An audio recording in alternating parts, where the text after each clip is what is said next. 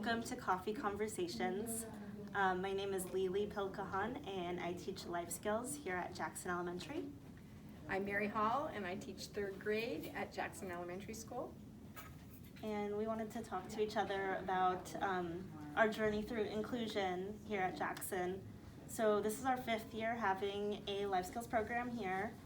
And as Mary can attest, when we first came to the school, it was a brand new program, and inclusion was kind of an unexplored topic that there wasn't a whole lot of preparation for. Nobody was really quite sure what was going on. So we had quite a lot of trial and error and experimentation, and over the years we've developed a really great inclusion system, I think. And I agree. Yeah. So it just kind of started with the students in the life skills class were mostly in the life skills class all day, and then they would go to Mary's class for for snack time and circle time and specials, and that was about it. And we gradually added more time, and this year now we have 3 students who are basically in Mary's class all day. They're pulled for academic support in our life skills program, but other than that, they're part of the class.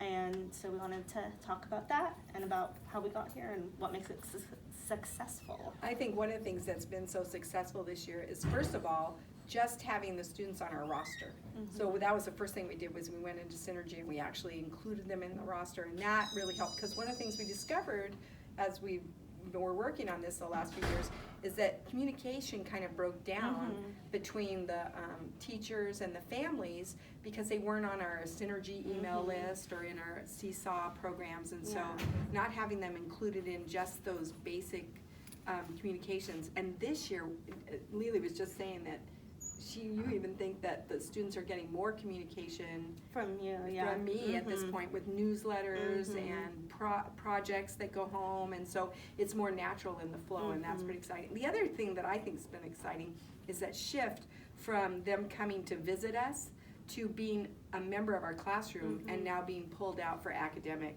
instruction. So what they have is, they, just like everyone who might be going hither and yon for different groups, we manage the schedule so that they're leaving class at the same time anybody else would be leaving for class for anything. And then even one day a week we have a speech and language group that's happening during reading block in our classroom. And so we've really modified the schedule so that it's more natural flow, and they are included, they are a member of our classroom and are being pulled out rather than the other way around, which I think is kind of exciting. Like, one of the things you've told me that I think is super exciting is that sometimes you'll go to start an activity with the class and your students will say, wait, our friends aren't here yet. We can't start without them. And it's, that really just goes to show me how they are really part of the class. They're not kids who sometimes come. They are members of the class, just like all the rest of your students. Yeah. And the kids will think about, making sure that they're included, and their names are in our cards where they call on each other, and they get called from their peers and teachers all the time, so it's a natural part of that. The other thing that we were talking about is that one of the aspects that's been so strong is that development of peer partners. And that has gone beyond my own expectations. I could go on for an hour and a half about stories of peer partners seeing things and ways to modify and to support the success of all students that I never would have dreamed of. And they're being really creative and finding ways to make every assignment or every activity work for everyone. One of the things that I thought was really cool is that we have really strong instructional assistants. In fact, we don't even have the same one all day, which is really great. I think we have 3 to 5 that come in and out and support each other, and they each kind of have a block. Like, we have one who's in charge helping with the math block, and one with the reading block, and one for snack and more social activities. And then in the afternoon we have one with the writing block. And so the instructional assistant in the afternoon with the writing block, I love how she looks at what I'm doing with the kids, and then she figures out a way to modify it and make it work for the students, and she works the room. Well, at this point in the year, since we've been doing that since September, my students now are doing exactly what she was doing with the kids and modifying the activities. So she just goes around, and a lot of times it'll be like this student goes, oh no, I've got her, we're doing it, we're fine. And some of the students also know they'll take their board or whatever the tool was that she was using, and they'll hand it to a peer partner and have them help, like, take down their dictation or their writing. So I've really seen an increased confidence in the peer partners as well. So. And having those instructional assistants has been really great for modeling for the peer partners, and it's also been a really good support for all of your students. Like when I walked into your classroom this afternoon, and one of the students for my program, she was at a table on the other side of the room with some peers helping her, no adults nearby, and the assistant from my room was helping another student from your class who was struggling. And so, you know, they're not just there attached to these kids, they're there to support the whole class and, you know, give that scaffolding to anyone who needs it. And I was saying to you that that's kind of been a benefit or gift of this also, because I do have that extra support in the classroom for other kids who are struggling, and that's been a real gift as well.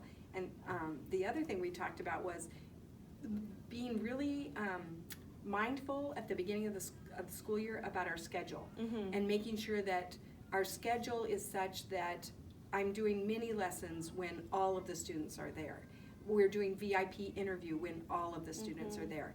And we write VIP letters on Wednesday afternoons when all of the students are there. So being really mindful about the schedule, and that's actually made it easier in the long run, is being mindful and having the schedule in place that that rolls with everyone's schedule. Would you say like it was more work in making a schedule like that, or was it just like different work for you?